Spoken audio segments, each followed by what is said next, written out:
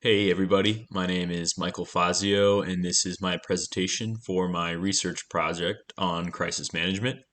I decided to go ahead and look a little bit into an incident that occurred with United Airlines back in 2017 that a lot of people know about. It was highly televised and put on social media, and it had to do with the removal of a passenger off of a plane.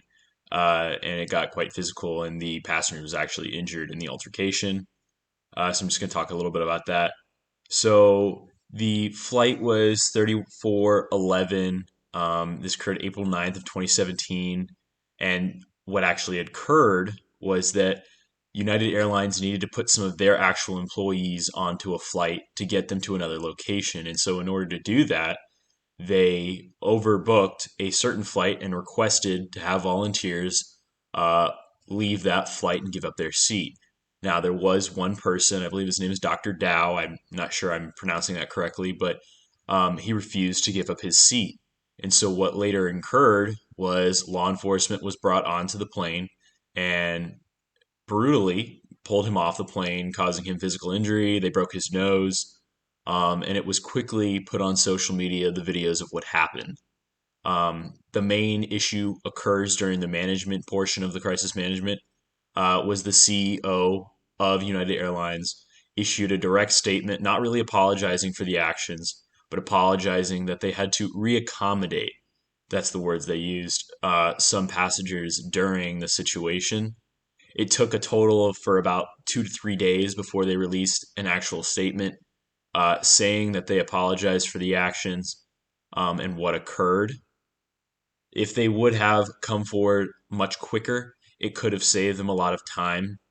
As far as when I looked into what kind of warning signs did they have, um, after the incident, the crisis management teams that are in charge of looking over procedures and policy saw that they hadn't really re-examined their overbookings as much as they should have. Um, Statistics from the business of transportation, or I apologize, the Transportation for Business Statistics found that the number of people that were bumped off of their flights in 2016, the year prior, was significantly high. It only went down because of this incident, and airlines followed in suit, seeing that they didn't want this to happen to their airlines as well. Another main warning sign was management timing.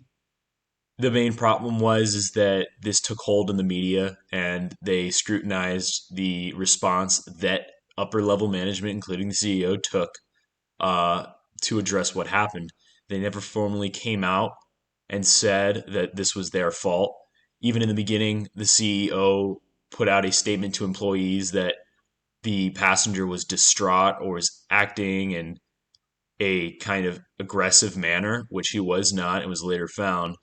And so it would have saved them a large amount of money in terms of legal fees.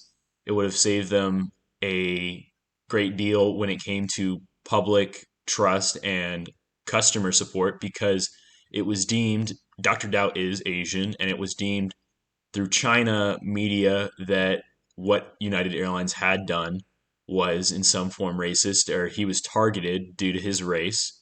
And this is a severe impact on United Airlines, where they make around 2 billion of their yearly income, or domestic income from the business, is through travel in China.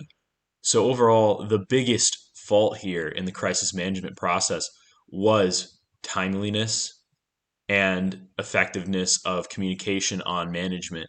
If these would have been addressed sooner, it could have saved everybody a very large hassle and an incident that didn't have to occur. Some of the sources I used were the New York Post, as I mentioned before, the Transportation Bureau for statistics, and also a couple of offside sorts that gave interviews on Dr. Dow, the CEO, what they had to say weeks after the incident rather than right away. And so the big takeaway from this was for them that they need to implement new policy. There is no longer, if the confrontation is non physical or is not presenting a harm to passengers on the plane, law enforcement will not be brought to the plane. That was a big improvement that they instated just within a month after the incident had occurred, which was good on their part. Another one was higher incentives for passengers to volunteer their seats, not forcibly be taken from them, uh, in the event that that must happen. Um, and third, it was recognition of policy, informing the employers that that's what they need to practice.